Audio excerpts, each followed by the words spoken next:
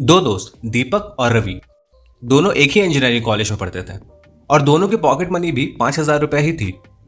जहां Ravi pocket money मिलने पर पार्टी करता, अपने लिए नए नए कपड़े खरीदता था और घूमने फिरने में उन पैसों को वेस्ट करता था, वहीं दीपक उस पॉकेट मनी का अच्छे से यूज करता था। दीपक रवि की तरह हमेशा बाहर खाना नहीं खाता था और ना ही उसकी तरह हर महीने कपड़े खरीदता था, और उन पैसों को अच्छी तरह मैनेज करने की वजह से दीपक हर महीने 3,000 रुपए सेव भी करता था, जिसे वो स्टॉक मार्केट में इन्वेस्ट करता और उसका वो इन्वेस्ट किया हुआ पैसा हर साल लगभग 20% के रेट से ग्रो करता था। वक्त ऐसा ही चलता गया और 4 साल के बाद जब कॉलेज खत्म हुआ तो जहां रवि के पास एक भी रुपए नहीं थे, वहीं दीपक के पास 2,22,000 रुपए थे जो उसे इन्वेस्ट करने की वजह से मिले थे। पर यहाँ सबसे बड़ा सवाल यह है कि आखिर रवि और दीपक में एक फंडामेंटल डिफरेंस क्या है? क्या वो चीज है जो दीपक को रवि से अलग बनाती थी? तो उसका जवाब है फाइनेंशियल डिसिप्लिन, जिसे हम पर्सनल फाइनेंस या मनी मैनेजमेंट भी कहते हैं। जहां रवि को पर्सनल फाइनेंस का कोई आइडिया नहीं था, वहीं दीपक को पर्सनल फाइनेंस का एक बेसिक आइडिया तो जरूर था। हाँ, आप ये कह सकते हैं कि दीपक ज्यादा स्मार्ट था और उसने उन पैसों को सेव करने के बजाय इन्वेस्ट किया। अगर आज वो उन पैसों को सेव करता तो उसके पास सिर्फ 1,44,000 रुपए ही होते, पर चूंकि उसने 20% रिटर्न ऑन इन्वेस्टमेंट के साथ उन पैसों को इन्वेस्ट किया तो उसकी वजह से उसके पास आज 2,22,000 रुपए थे, यानी कि अपनी सेविंग से 78,000 रुपए ज्यादा। अब आज की वीडियो दीपक और रवि की कहानी बताने के लिए तो है नहीं, तो इस वीडियो में मैं आपको 5 गोल्डन रूल्स दूंगा जिन्हें यूज करके आप अपने पैसे को अच्छी तरीके से मैनेज कर सकते हैं, फिर चाहे वो आपकी पॉकेट मनी हो या आपकी सैलरी हो। तो चलिए स्टार्ट करते हैं रूल नंबर 1 से। रूल नंबर 1 है ऑलवेज क्रिएट अ बजट। हम में से ज्यादातर लोग सैलरी या पॉकेट मनी मिलने पर बिना सोचे समझे ही खर्च करने लगते हैं। इसका सबसे बड़ा रीजन यह है कि हमारे पास कोई बजट ही नहीं होता। जाने माने ऑथर और बिजनेसमैन डेव रैमसे कहते हैं, a budget is telling your money where to go instead of wondering where it went. तो इसका मतलब यह है कि बजट आपके पैसे को एक डायरेक्शन देती है कि उसे खर्च कहाँ करना है, और इसका फायदा यह होता है कि आप अननेसेसरी खर्चों से बचते हैं। बजट बनाने का सबसे पहला कंडीशन यह होता है कि एक अच्छा बजट हमेशा सिंपल होता है। अगर आप एक कॉम्प्लिकेटेड बजट यूज करेंगे तो आप लॉन्ग टर्म तक उस बजट को यूज नहीं कर पाएंगे। तो आज की वीडियो में हम बजट के लिए एक सिंपल सा रूल देखेंगे जिसे हम 50-30-20 रूल भी कहते हैं। इस रूल के अकॉर्डिंग आप अपने मंथली सैलरी का 50% अपने नेसेसिटीज में खर्च कीजिए, 30% लग्जरी में और बचा 20% उसे सेव कीजिए।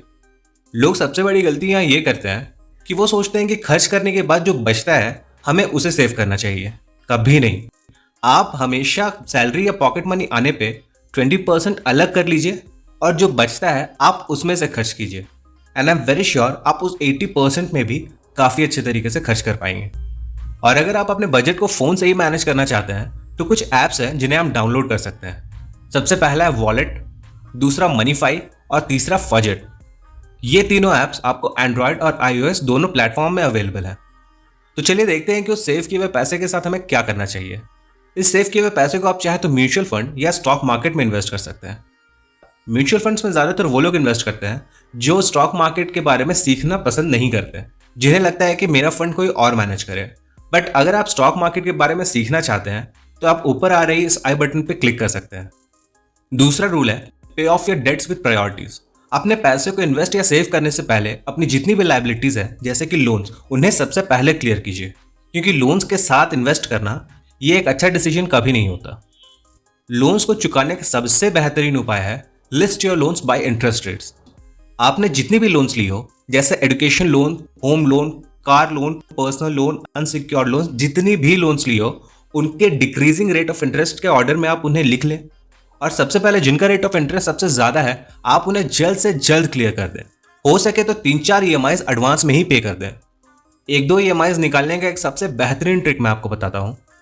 अपने घर में घूमिए और देखिए कौन कौन सी चीजें ऐसी है जिन्हें यूज किए हुए 6 महीने से ज्यादा हो गया है। अगर कुछ चीजें ऐसी है जिन्हें यूज किए हुए 6 महीने से ज्यादा हो गया है तो उन चीजों को आप बेच दीजिए। आई एम वेरी श्योर वो चीजें आपके काम नहीं आ रही होंगी, तभी आपने उसे 6 महीने से ज्यादा यूज नहीं करा है। अब इसमें कूलर और एसीज वगैरह ऑब्वियसली नहीं आएंगे। अब कुछ ऐसी चीजें जिन्हें आप बेच सकते हैं वो है पुराने कागज या किताब जिन्हें आप यूज नहीं करते हैं, पुराने बर्तन जो पुराने हो गए। आप अपने स्टोर रूम में जाकर देखिए, आपको लोहे के काफी ऐसे सामान मिल जाएंगे जो काफी दिन से यूज नहीं हुए हैं और वो ऐसे ही पड़े हुए हैं। बेहतर है कि आप उन्हें बेच दीजिए, कम से कम एक ईएमआई के एडवांस पेमेंट का पैसा भी तो निकल ही जाएगा। इस तरीके से आप 2-3 ईएमआई एडवांस में पे कर दें और जब आप उन लोन से फ्री हो चुके होंगे तो आप देखेंगे आपकी सेविंग्स 20 to 30% ऑटोमेटिकली इंक्रीज कर गई है। रूल नंबर 3 है always have an additional source of income. अब ऑफिस से आने के बाद पूरे वक्त नेटफ्लिक्स या फोन में वेस्ट करने के बजाय आप अपने लिए एक सेकेंडरी सोर्स ऑफ इनकम जरूर क्रिएट कीजिए। अपने पास एक से ज्यादा सोर्स ऑफ इनकम हमेशा एक इंसान को रखना चाहिए। इस इनकम से आप अपने लोन्स को जल्द से जल्द क्लियर कर सकते हैं और अगर आपने कोई लोन ना भी ली हो तो उस इनकम को आप अपने प्राइमरी सोर्स ऑफ इनकम के साथ क्लब करके इनकम का एक मेगा पूल बना सकते हैं, जिससे आपकी लाइफस्टाइल इंटर्न बेहतर होगी और आप इन्वेस्ट करके अपना नेटवर्क भी बढ़ा सकते हैं। अब आप सोच रहे होंगे कि मैं सेकेंडरी इनकम कहां से जनरेट कर सकता हूं, तो चलिए मैं इसके लिए भी आपको ऑप्शंस दे देता हूं। सेकेंडरी इनकम के कुछ बेहतरीन सोर्स हैं content writing, part time teaching, आप चाहें तो स्टॉक मार्केट ट्रेडिंग भी कर सकते हैं और अगर आप चाहें तो डेटा एंट्री ऑपरेटर या कॉल सेंटर में भी आप जॉब कर सकते हैं। Rule number 4, always upgrade your skills. आप जो भी जॉब करते हो आप उस जॉब से रिलेटेड नए स्किल्स जरूर सीखिए। जैसे कि अगर आप इंजीनियर हैं तो आप ब्लॉकचेन टेक्नोलॉजी सीखिए, अगर आप सीए हैं तो आप सीपीए या सीआईएमए का कोर्स कर सकते हैं या फिर आप चाहें तो शॉर्ट टर्म ऑनलाइन एमबीए भी कर सकते हैं। कुल मिला के बात यह है कि आप जिस भी फील्ड में हो उसमें कोई ना कोई शॉर्ट टर्म कोर्स तो जरूर ही होगी, जिससे आपके स्किल्स बढ़ेंगे और आपको जल्दी प्रमोशन मिलने में बहुत हेल्प करेगी। एक बहुत ही इंपॉर्टेंट टिप मैं आपको देना चाहता हूं, आप जिस भी कंपनी में है ना उसका इंटरनल एग्जाम्स जरूर दिया कीजिए। इससे आपके करंट इनकम में 10 to 20% इंक्रीमेंट जरूर आएगी और अगर एक बार आपको इंटरनल एग्जाम देने की आदत हो गई ना तो आप देखेंगे 5 साल के अंदर आपको जितना एक एवरेज प्रमोशन मिलना चाहिए था आपको उससे ज्यादा प्रमोशन मिल चुका है। रूल नंबर 5 और बहुत ही important rule, avoid using credit cards. साल 2000 में एमआईटी के 2 professors Drazen Prelec and Duncan Simester ने एक एक्सपेरिमेंट किया था। इसमें उन्होंने 50 लोगों का एक ग्रुप बनाया जिसमें उनसे कहा गया कि आप 1 महीने के घर के खर्च चलाने के लिए सिर्फ और सिर्फ क्रेडिट कार्ड का यूज कीजिए और कैश का यूज करना 1 महीने तक बंद कर दीजिए। जब 1 महीने के बाद एक्सपेरिमेंट खत्म हुआ तो पता है उन्हें क्या मिला? उन प्रोफेसर्स ने पाया कि क्रेडिट कार्ड मिलने की वजह से उन 50 लोगों ने अपने मंथली बजट से लगभग 100% तक ज्यादा खर्च कर दिया था, यानी कि अपने करंट बजट से भी 2 गुना। और अब उनके पास उस क्रेडिट कार्ड कंपनी को रिटर्न करने के लिए पैसे ही नहीं है। और आपकी इस साइकोलॉजी का यूज करके क्रेडिट कार्ड कंपनीज आपसे पैसे कमाती है, कमाती नहीं बल्कि आपसे पैसे ऐंठती है। वो आपसे कहती है कि आप हमारा क्रेडिट कार्ड यूज करें और उस कार्ड से आप जितना भी खर्च करेंगे अगर आप उसे 30 दिन के अंदर पे कर देते हैं तो हम आपसे 1 भी रुपया इंटरेस्ट नहीं लेंगे। और उन्हें यह बात बहुत ही अच्छे से पता होता है कि अगर आप उनका एक बार क्रेडिट कार्ड यूज करेंगे तो पहले 1-2-3 महीने तक तो आप जरूर ही बहुत कंट्रोल्ड एक्सपेंडिचर करेंगे, पर चौथे 5वें महीने से आप अपने बजट से ज्यादा खर्च जरूर करेंगे।